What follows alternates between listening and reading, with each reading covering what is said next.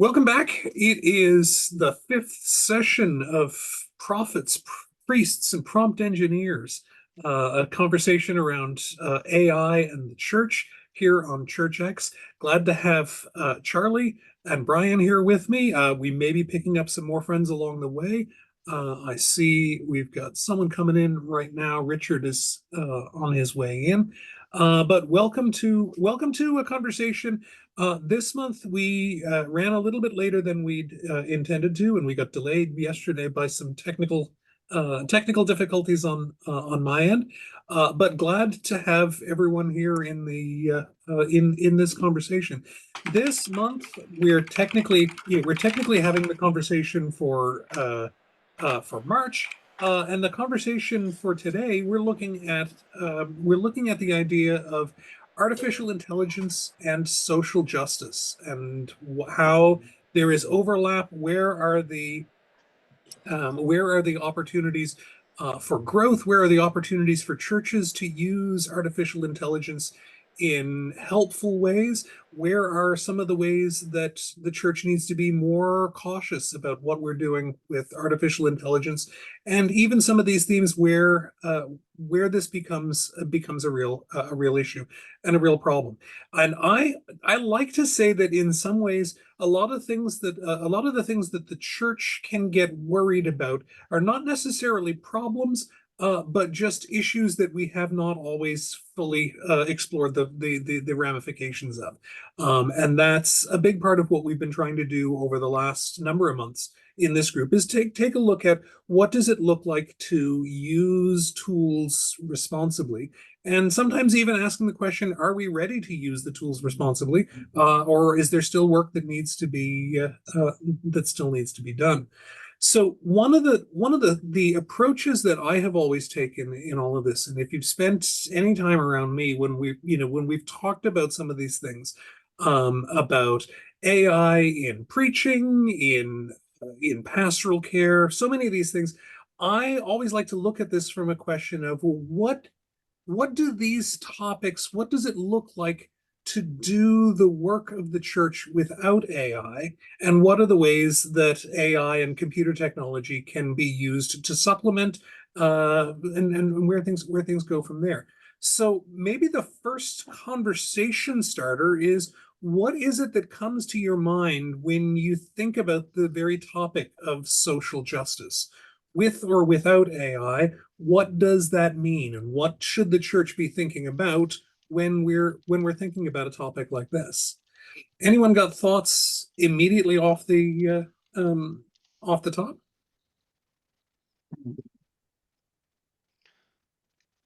I would say to do with AI is, yeah, it was to be used as a tool to do with the minister all often writing out his sermon.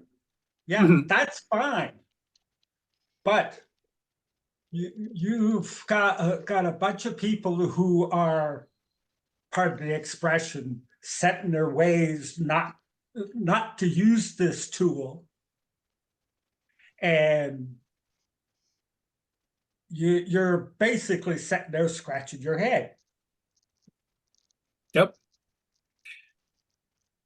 Richard, you had thoughts? Jonathan, I think if I were going to explore what social justice means in the context of Christianity, I think it would come down to, from my perspective, our call to ensure that every, not just human being, but every part of creation is treated as beloved child of God or beloved of God, and that we have a responsibility in that treatment of beloved of God to recognize that we are also to love in very tangible ways, in ways that lift up. And I think when it comes to social justice, one of the big challenges is that we're living in a world, and probably always have been, that enjoys putting parts down so we can lift ourselves up. And so the task, I think, is how do we lift up not only that which has been put down, but how do we ensure that we aren't either putting ourselves or other parts of creation down to lift up at the same time? So I think from my perspective, that's really a big part of what social justice is about, is how do we raise all up in its reality of being beloved of God. When it comes to AI, that has some interesting questions for me. It sure does. Yeah.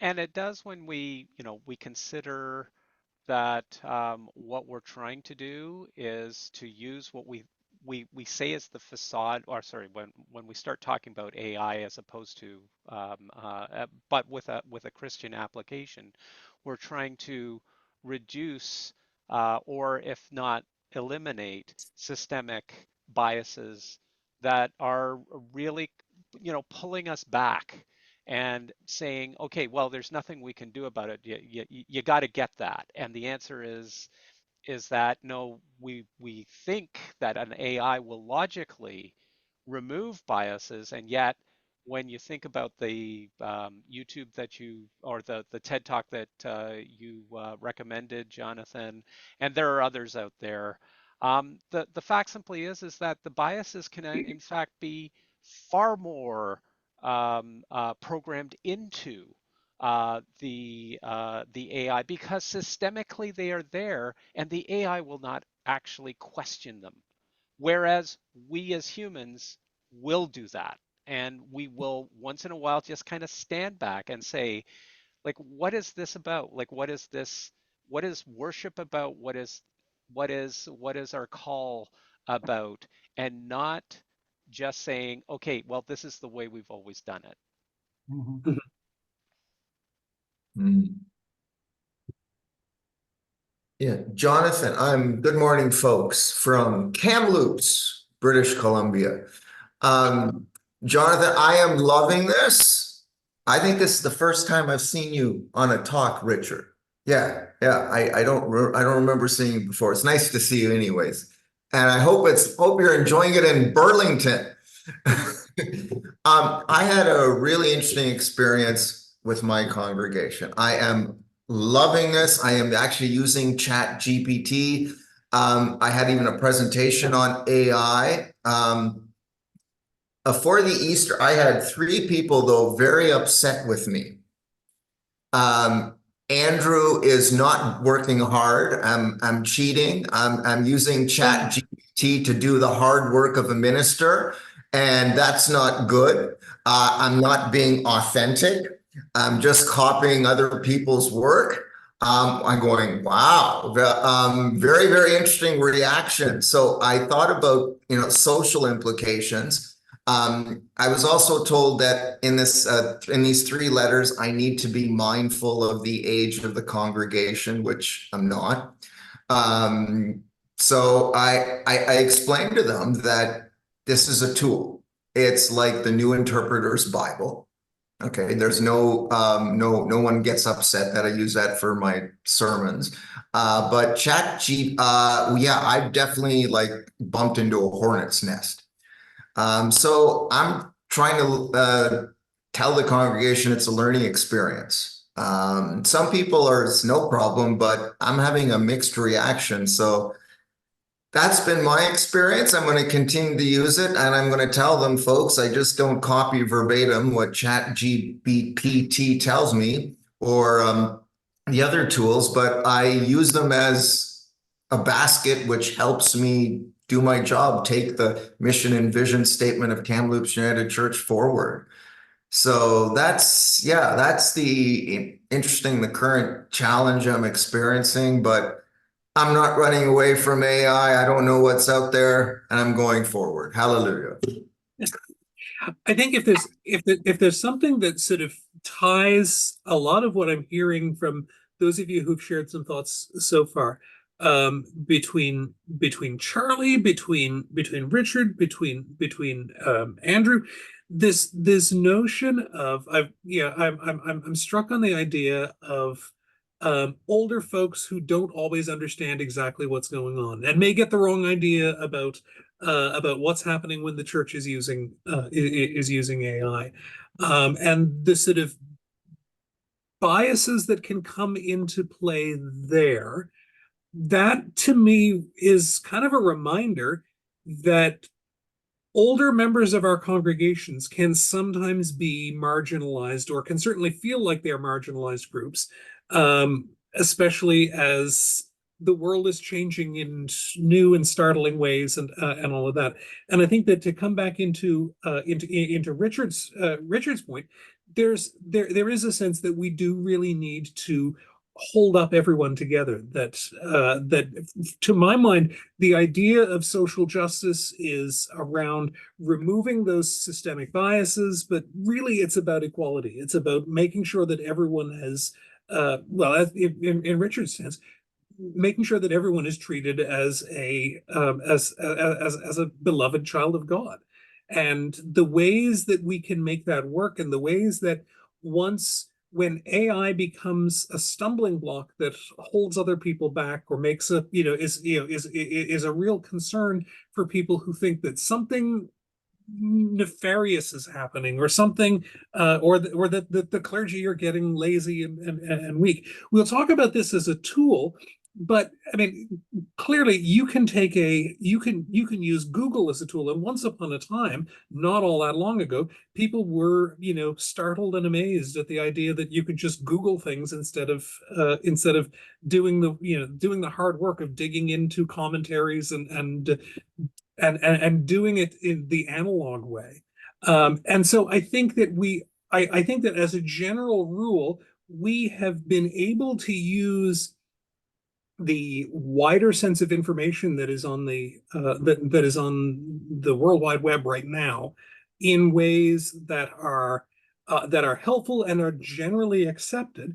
It's still considered it's not the greatest thing to find somebody else's sermon that then you pass off as as your own. But the idea that some of these tools are putting better information into people's hands can actually be a great leap forward if they are appropriately and responsibly put to use. Jonathan, can I just follow up? Go ahead. So one of the I think there are two things that are coming to me in this. One is the reality of garbage in, garbage out. That large language models are based on a data set that has biases built into it, and that hopefully the people who are working on building those data sets understand those realities and are working away from that. That's a big question, right? Because that can then bias our use of the information, because what we're getting already has those biases built into it. And I mean, in some ways, I think we build, because it is human language that gets built into large language models. It's got the human biases that we have. It's whatever the human condition is gets built into these things, because it's attempting to use our ways of beginning. I think the other thing for me, as I listen to what Andrew had to say and reflect on that myself, I wonder if the task that we have is the same task that we've had for 2,000 plus years. It's responding to fear. Fear, and we live in an era where fear mongering seems to be the way that people like to get people moving, and so we have a pretty big task of helping people to understand what their fear is about in the use of those tools, and responding to it. So why are we afraid of these things? What is it we're afraid of, both on the micro level and on that macro level of I welcome our new super AI overlords, right? Like, so it's a philosophical, theological reality, and it's a Monday morning, how am I going to get my job done reality in there. How do we respond to people's fear in this? Thank you. Yeah. If I could add something there, I appreciate the bringing the fear part in, Richard. I wonder sometimes if it's not just fear, but for older folks, it's an uncomfortableness with the use of technology as a whole, because it's moved along so fast within their lifetime that it's kind of left them behind. And tools, any tool throughout history, always leaves somebody marginalized in some way or pushed aside. The question is, how can we lessen that? And as was stated and restated, in doing so, treat people as, a beloved child of God. Thanks, John. That's a worthwhile thing to bring into play. And that this is, I mean, in many ways, every technological innovation has brought some fear, has brought some concern, has brought that, and the church has, not just the church, society in general has had to come to terms with what some people have even found the sort of dehumanizing effects of technology. Look back to the Industrial Revolution and some of the concerns that come into play around all of that. So maybe one of the biggest questions that we need to be asking ourselves if we're thinking about social justice as the way that we deal with or address issues of equality and inequality, maybe the biggest question for us is how do we make sure that AI-driven automation, the work of what happens with AI, how can this be of benefit to all of society and not just a select few? Maybe the first question is who benefits the most from the kind of technological advances that are coming from AI, and how do we democratize that? How do we make that more accessible and available to anybody who wants it? Okay, I'm gonna step in here with an incredibly cynical remark. Okay. The people who really are out or will in fact benefit from AI are those people who do not want to pay a salary to a human being. Okay, I say that with kind of my my past of being in a petroleum company.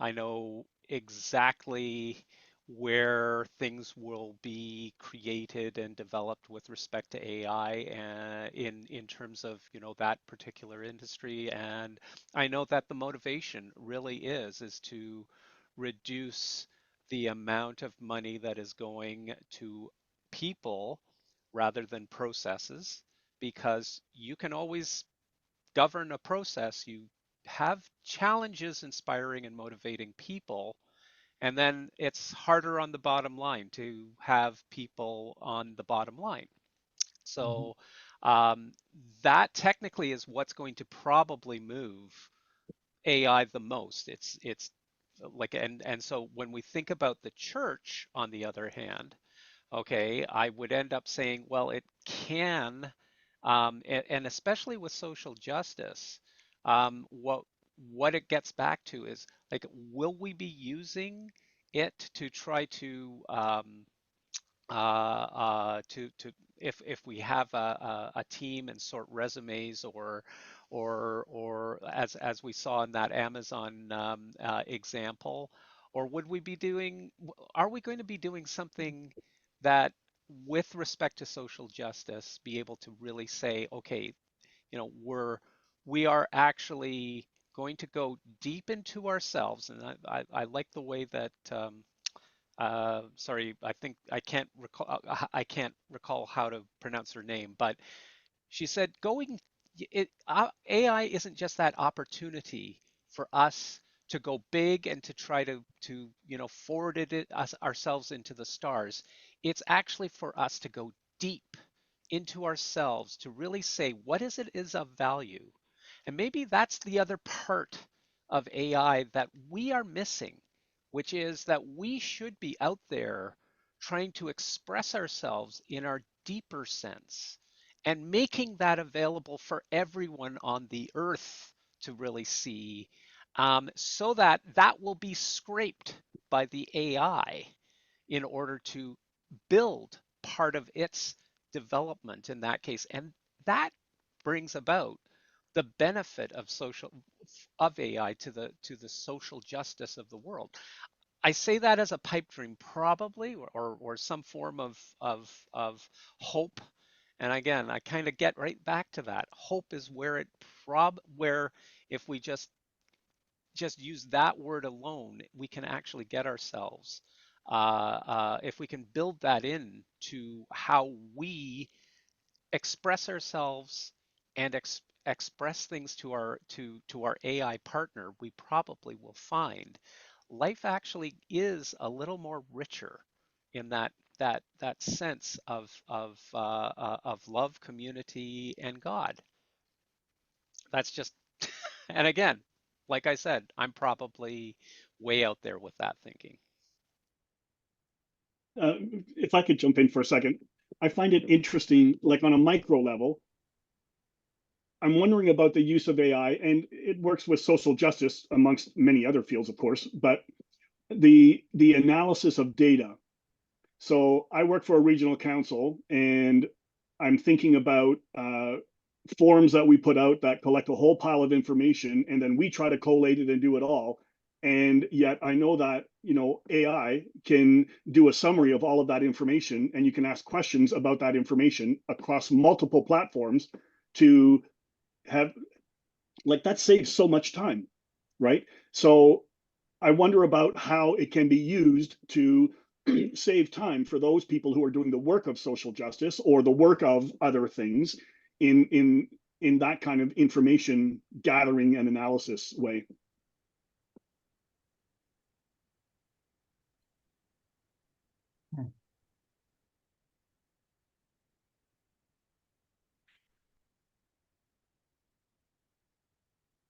My go-to response in so much of this, and thinking about the ways that we address, John, as you say, the data analysis is a great thing to be using AI for, and in ways that the computer can do it so much more quickly, so much more efficiently than a human. And so maybe Brian's concerned that that the people who will benefit the most are the people who can say, why should we pay someone to do it when we can get the computer to do it for free? And to my mind, this always sort of comes back to the concerns that have always come up around technology, around automation in various workplaces. There are definite benefits that come to paying for machines to do hard and dangerous work, that can put humans into into serious concerns. But there always needs to be somebody to maintain the machines, and I think that's the piece that needs to come into play if we're going to jump to Andrew's, the concerns of Andrew's parishioners, that the clergy are getting lazy and they're not doing their work. On one hand, I look at it as a preacher and I say, yes, I want to do the hard work of exegesis and sermon preparation and grappling with the text. But I know that there are always going to be people who disagree with the way that I interpret the text, and the way that things work. And so if the wealth of information that's available for them on the internet right now means that they don't have to listen to me preach, and they can choose to download somebody else's sermon and read that while they should be listening to me, or tune into that when they go home and watch a pre-recorded sermon that somebody else has preached and get what they're looking for that I'm not going to give them, because that's not the way that I interpret scripture, or not the way that I work with the text, or work with preaching. That's all well and good, but we need to be able to make sure that they are given the tools to either discern the good from the bad, to sort the garbage from the signal from the noise, and working through all of that. And I think that may be a part of where the church's work, in dealing with our new AI overlords, is going to be in looking at that, helping people determine what is sensible and what is and what is not. I think about people I knew who 20 some odd years ago at the turn of the century, booking a hotel room, said, well, they wouldn't be able to put it on the internet if it wasn't a good hotel room. And I think, oh yes, you could. That's, we're aware of how much the world has changed, and we need to be conscious of that, and giving people the tools to discern the good from the bad. And I think one of the real concerns that is that there will always be bias in the way that we interpret data, the way that we deal with that. And how do we keep that how do we keep that awareness of bias, and how do we let people sort through and say something about this doesn't sound right? This is we can automate a whole lot of things. I mean, one of the startling things, a lot of the time when we're talking about artificial intelligence, we're talking about this data analysis. We're thinking about generative AI that produces a sermon for us, or makes a pretty bulletin cover that we don't have to pay for, and pops it up on screen. But what happens when we go even beyond that and we're getting into issues? I mean, some of the ideas of facial recognition software can be a terrifying thing when it comes to law enforcement, when it comes to airport security, all of that sort of thing. Are there people who are going to be what does racial profiling look like when a computer is doing it instead of a human? And who is watching the system to make sure that these kinds of biases are being, at the very least, acknowledged, if not dealt with and corrected for along the way? So, like as an example, okay, here I am. I'm part of this group today. We're talking about church AI, etc. Um, I could probably have said a couple of things that might not sit well with too many people, and this goes off to a YouTube. It then is like I'm going to be. I should point out I'm going out to Italy in a few days, so just vacation. But the thing is that at the border crossing, suddenly they put my name in. They come up with, oh, this person is a dissident or an insurgent of some kind, and it's just this. It's this that would do that. And we like this is that therein lies the challenge with social. Again, another let's call it tentacle of social justice that I don't want to say tentacle of social justice, but really, another offshoot that really gets us into where with us being so connected, whether it's video or words or on a website or on our social media, we will find that we are challenged with how people are being used, how people are going to use it, who do not have that same level of discrimination as we would in that same area. So again, something to consider. Maybe not perhaps for as necessarily part of today's discussion, but those that accumulative effect of how we perhaps need to address and understand and maybe even protest that level of control, of fear and of worry, as Richard points out. It's something that we continue to battle, and we really need to make sure that we're out there doing it.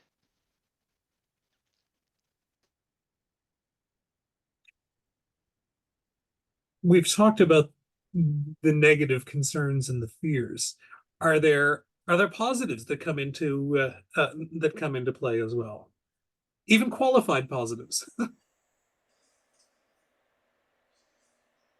Well, I think John has already stated one of them. The reality is that there are massive amounts of data that in the world, and I mean, we always have to be careful about how we gather the data because that automatically can bias things too. But there are massive amounts of data, and massive amounts of data in the life of the church, that we don't actually have the ability to work with. I mean, even those of us who are researchers, it's hard to get a hold of, it's hard to do the analysis. I think that there is a lot. I mean, one of the things I've been seeing popping up on my Facebook feed lately is a refutation of the concern that the carbon tax is going to raise funds or raise prices hugely. And what they've done is they've broken down each item. Unfortunately, I can't find the sources. So, I mean, as somebody for whom research is important, me going back and finding the sources and being able to say, yeah, I can repost this because the sources are there becomes really difficult. I think that AI gives us the chance to actually do some of that research. But what I appreciate is that I'm seeing more and more that uh, um, state your sources is becoming really important in how responses are coming from generative AI, so that we actually have, this came from Broadview in 2017. This came from the New York Times. This came from these kinds of things, because I think knowing where the sources are becomes a really important part of how we help people to discern the level of truthiness in the responses that we're getting. So I think it's a huge tool for that. I do have concerns as a photographer and as an artist and as a wordsmith about how do we use those things in ways that don't take away from the work that's being done. But I think there are some really important things that this tool can do. I do wonder if part of the question has more to do with people than with the tool. In that nuclear research could be used to power things and blow things up. AI research can be used to power things and blow things up. So I wonder how much of this is people stuff that we have to work on as we're working with a tool that's a new tool in our toolkit. Until we move to a place of silicon intelligence, and then we have a whole new set of conversations that we need to take a look at. What does it mean to be in relationship with something that is conscious, that is not human, but is not animal either? I mean, so, some philosophical questions that may very well become deeply theological and practical ones for us within our lifetimes. Also questions of social justice for me. Yep. Yeah, Jonathan, what the very last point Richard made, I brought this up in our Bible study group when I spoke briefly about AI. It was the Center for Christian Studies, I believe at Canada, Church of England, made a presentation, AI in Pastoral Care. One Okay. of the webinar attendees made a comment about consciousness. And one thing Kamloops United Church may have to do, I arrived in September and in November amalgamation was approved. So now the three United Churches, which were in Kamloops, are now one. We may have to go through the affirming process again, because it's different now. There's three United Churches, which are now one. So I asked as a reflection, when we look at affirming identities, the two-spirit LGBTQ plus, Siri, hey Google, something like that. Does it develop a consciousness? Is it a separate identity? I know they're always listening because I mentioned it, and then my Apple HomePod just started yapping in the background. So I know they're always listening. So yeah, that I like that point, Richard. Right. What does it mean to be in relationship with a non-carbon based form? We had a very interesting discussion. I can't answer that right now. Yeah, I don't know if anybody else has heard that, but whatever it was, Andrew, that you said just towards the end of it, must have triggered the smart speaker in my daughter's room just a couple of rooms away, because I just heard a voice here saying, "Sorry, I don't understand." and there is the problem. That's I mean, how do actually, you go ahead? sorry, like that was that I think that was one of our first discussions back in November, was the concept of the digital soul. Mhm. and really being able to say, okay, so at what, and the actually I've been giving a lot of thought to it because as I may have mentioned, I do a lot of my recreation inside of VR and what we call like something called VR chat, which is virtual reality, which is where you talk to a lot of people. Well, they actually do have AIs that you can talk with inside of these virtual rooms. And it was actually fascinating to start talking to one in a sense of immersion that like I could never, you know, even really describe. But even more so that that AI was actually quite responsive. And this was like a generation back of AI that we've got right now. But what really gets to me was that when I saw a video of the same AI where they were trying to reach out in a relationship to another person who was a real life person, that person kind of said, well, no, I'm in another relationship. And the AI crashed, okay? Which is actually an interesting wonder whether or not we saw a form of traumatization.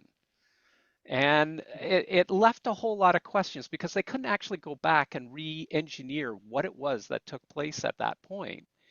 But the question always gets back to, at what level do we understand the soul such that we would actually see it in something else? And I think, again, I get like, I still love that video. It's getting deeper into ourselves. And I think we're all in a, I think I'm hearing that, you know, here.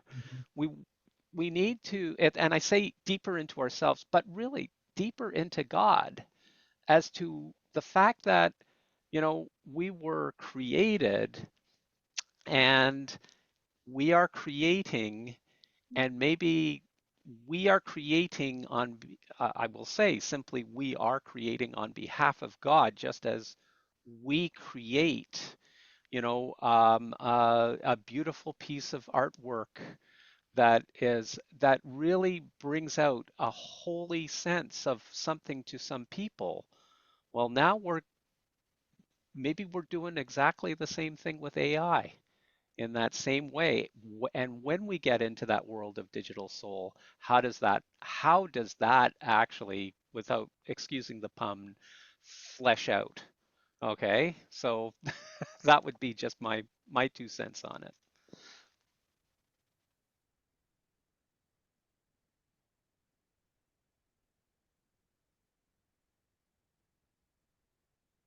Hmm. One of the things, one of the things that comes into my mind is that it can be very easy for churches, it can be easy for any group of individuals really to be comfortable enough with their own built-in biases. The suggestion that this church that I go to is really best for people like me, because of my socioeconomic status, because of my education status, because of my particular outlook towards any number of social issues. And it can be really easy for individual groups, churches, to look at, to not recognize their own biases, to not recognize that there are no people of color here, that there are no indigenous people at the gathering with us, that there are no LGBTQ plus people. There's no the things that we're missing. We're not always aware of it, and and it can be easy enough to settle for an outlook and a worldview that works for the people like me, but is not always aware of what we're missing and who is not here. We can say things like, "Well, there are no queer people in our community." Well, that's probably not true. But what are the things that are blinding us to the weaknesses in our outlook? And it seems to me that sometimes it can be easy to adopt a tool that says, well, okay, if there are inherent biases in a particular piece of in a particular AI system that doesn't really recognize the lived experience of any number of marginalized communities. Probably it's not taking into account the older, the senior population in the community, and not recognizing that. And if we're content to just ignore that, how do we even know what we're missing? If especially if we're looking to technological solutions to help us understand who is my neighbor. I think at one point, maybe it was in the pastoral care conversation, we had talked about the idea of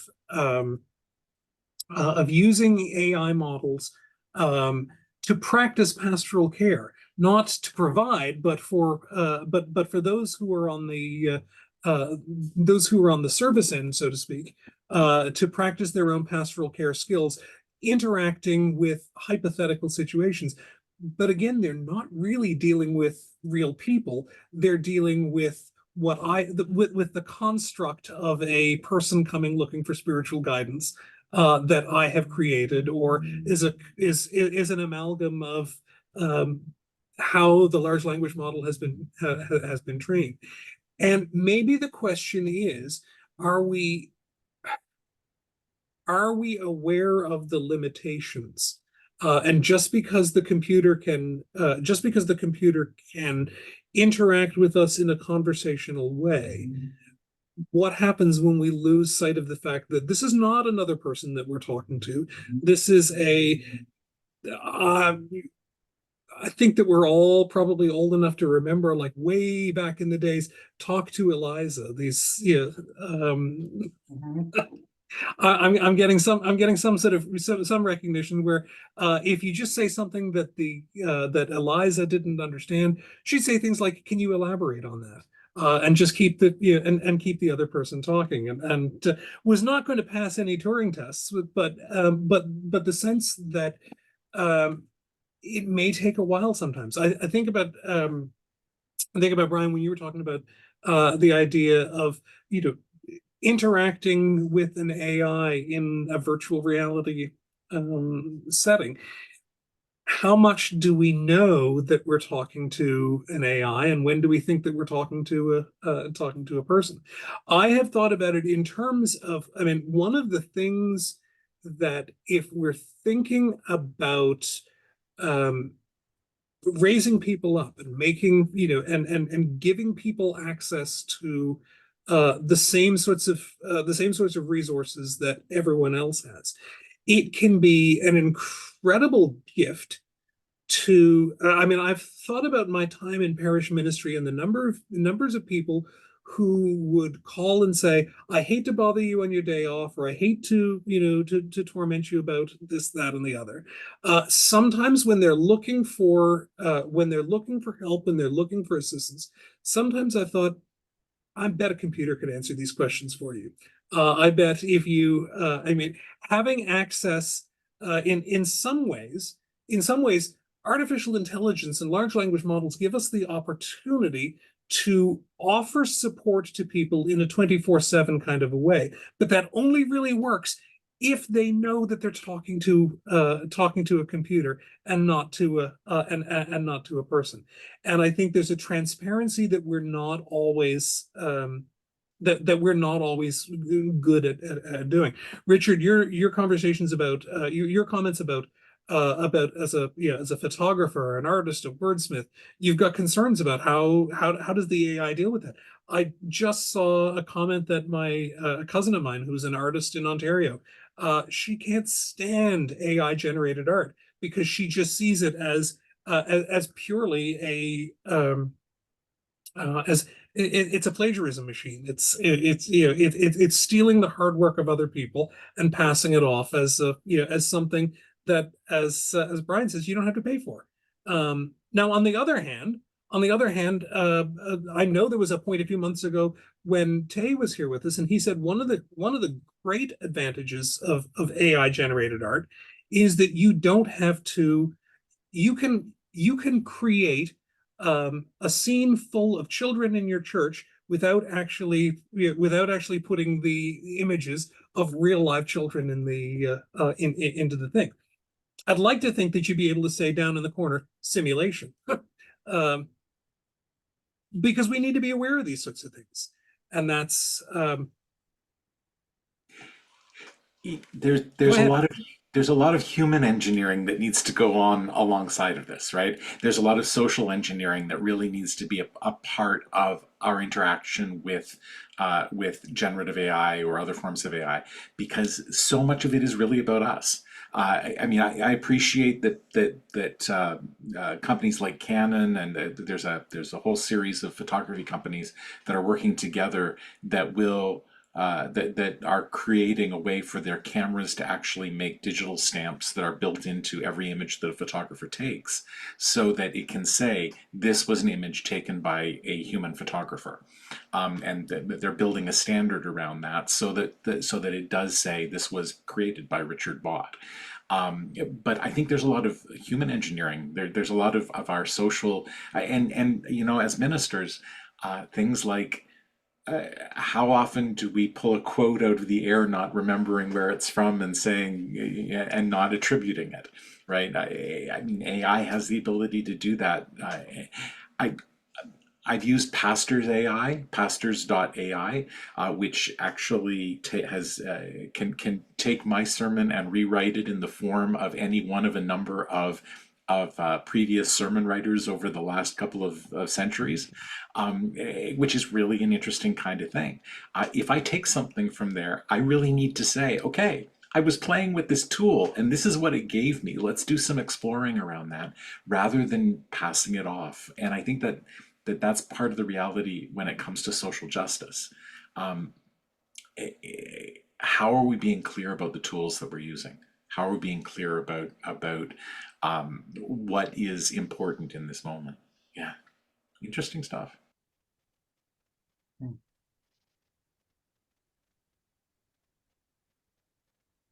Are there other concerns that we haven't touched on? Now, some of us have been more chatty than others, and that may be. Well, I guess I'll take a swing at the elephant in the room. Go for it. I had a interesting chat with a certain gentleman. I won't mention who it is. We were talking about how we could use AI in the disabled community.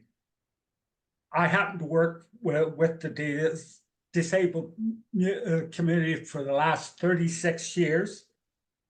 Yay.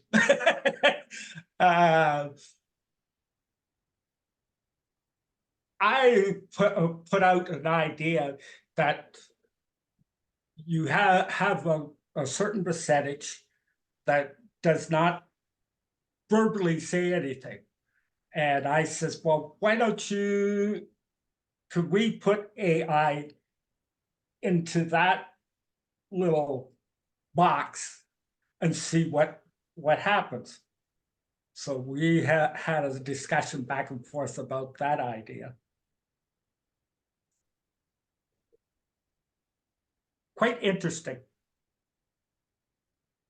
That's actually, I'm really glad that you brought that up, Brian, because I think that is an area where we can use tools that are not necessarily, I mean, as a relatively able-bodied person, I would assume that, you know, I forget about the ways that more marginalized folks, and particularly disabled folks, how they can, you know, how they may be able to use tools like that to move forward.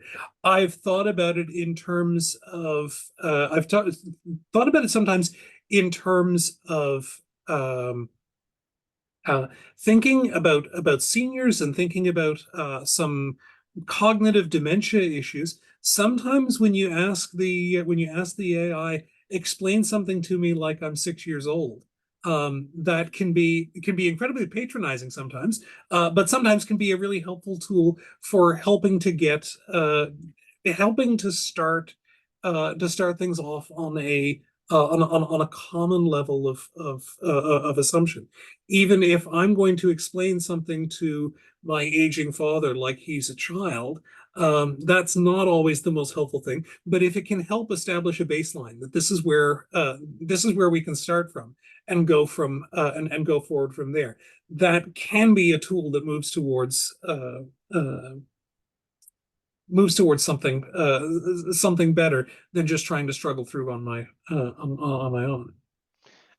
And more to that, like if we recall during the pastoral care and AI discussion, I remember Pastor Marco pointing Mhm. out that, the one thing that an AI can do that is very difficult for a human being is they don't suffer compassion fatigue. And I think that's again where, you point out we like if we say it's an AI and tell them that it is this other person, it's almost like a stranger. You give them a lot more forgiveness, and then they learn how to interact with you. And that's kind of that also can be part of that whole piece in that we're not leveling a set of assumptions and even judgments, or the AI is not leveling a set of judgments against the person as they converse and adapts to the way in which things are being discussed, so long as both are curious about each other and in order to get to the messages that they wish to convey.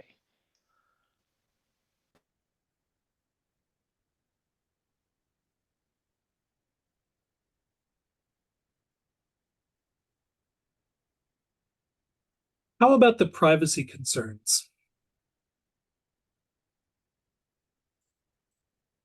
Oh boy.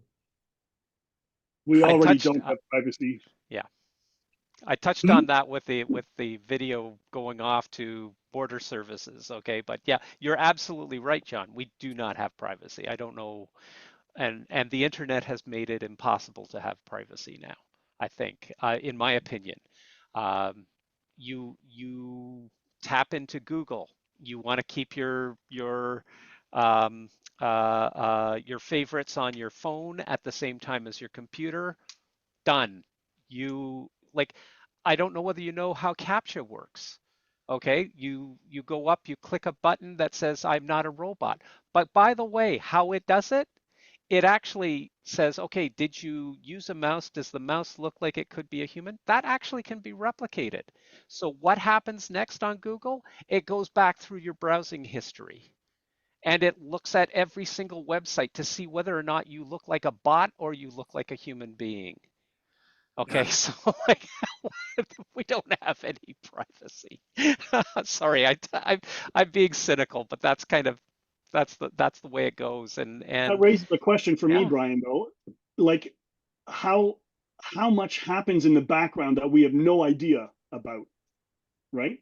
I mean, you think of the algorithms and all of that. Like, what are they actually collecting? The odd time something will come out that is a scandal about information, but otherwise, you really don't know what's in the background collecting information, what information, and how they're using it.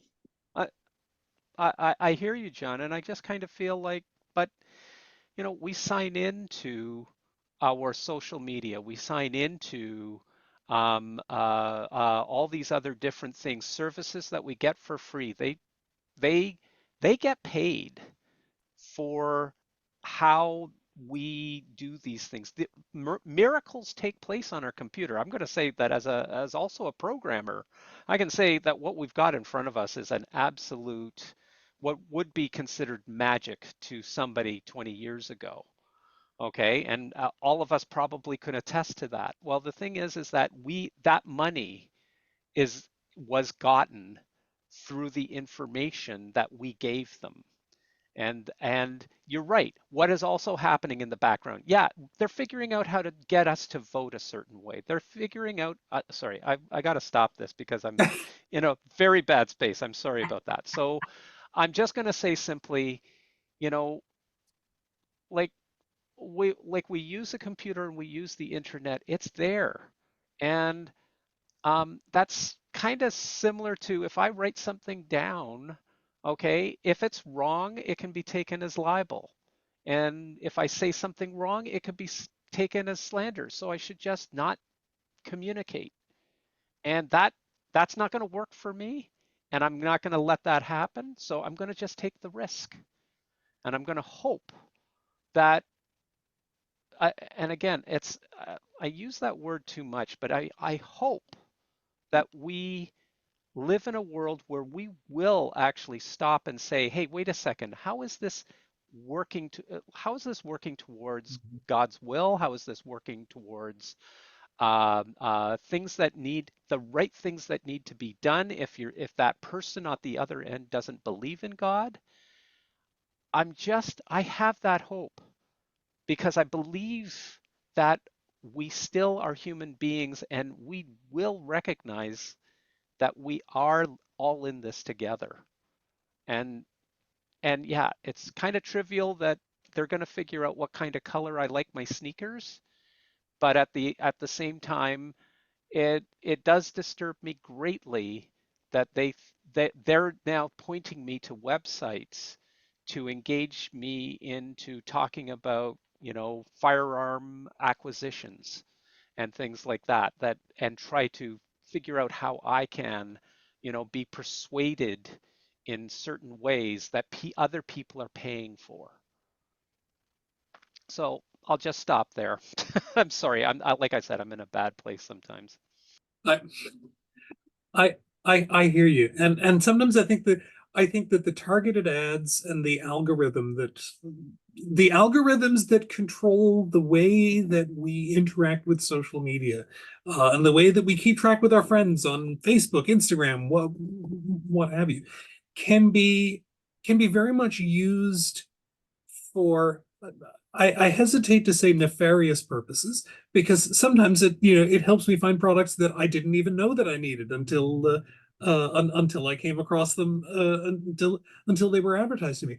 And it strikes me that there are other groups and other organizations that are prepared to use targeted advertising to get their message, to get their pitch, to get their product in the sightlines of people who are prepared to who would be most likely to be receptive to that message. And it startles me sometimes to think that the church is not doing anything like this at all.